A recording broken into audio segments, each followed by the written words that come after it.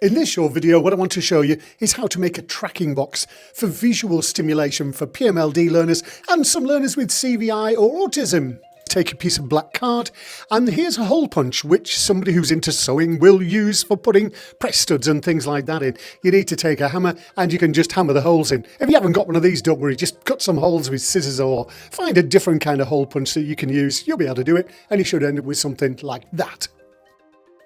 I'm going to put this into a box, so I also want to put some sides onto it, which is really easy. Get a piece of card and just tape them to the sides like that. Alternatively, start off with a piece of card that is the right size. I didn't have one, so I had to make sides. Okay, place it into your plastic box, and then a bit of blue tack will help just to keep the sides in place. And there you have it, a tracking box ready to go. I'll show you how this works in a minute. So what you might say is, why don't we just shine the light onto the wall? Well, that's because most of our learners will much prefer to look at the brightest point of light, which is actually straight down the lens of the torch or the flashlight, which is really not good news. So what we need to do is shine the light through something that's opaque or something that's dark enough to take away the full glare of a torch or flashlight. So what I'll do now is just take an ordinary white torch or flashlight and put it behind the dots. Now, if you hold it fairly far away, you'll get a big blotch going across the back there, which may be right for some.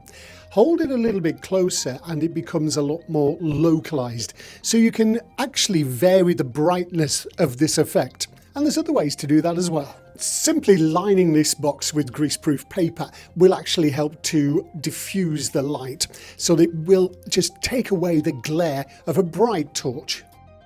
Sometimes our learners are more interested in coloured lights like these underwater lights.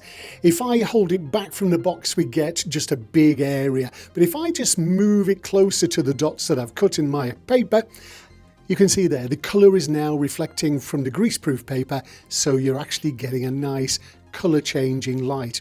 Whenever you're doing tracking skills, make sure you move these things slowly to give the learner time to actually fixate and track on the light itself. And don't forget, it's up and down and up, as well as across. So that's how to use a coloured light. Let's have a look at another way of doing this.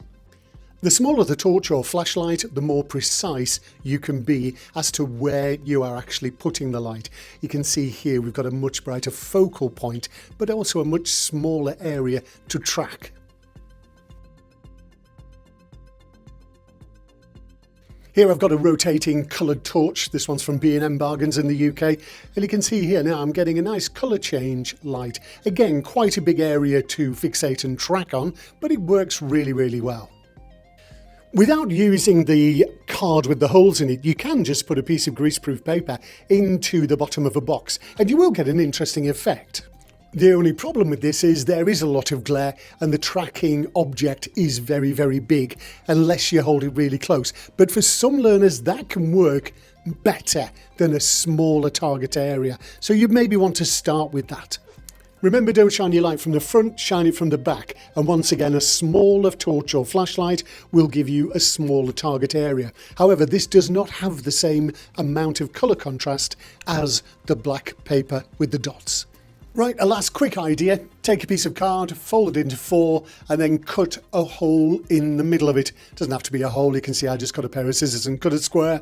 Pop it into the box, bit of blue tack helps, and then greaseproof paper on the lid and we're ready to go.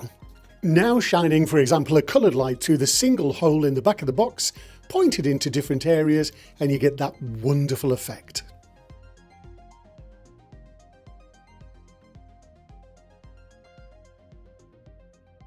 So there's a couple of different ideas for doing visual tracking. It's great fun and it's easy to make.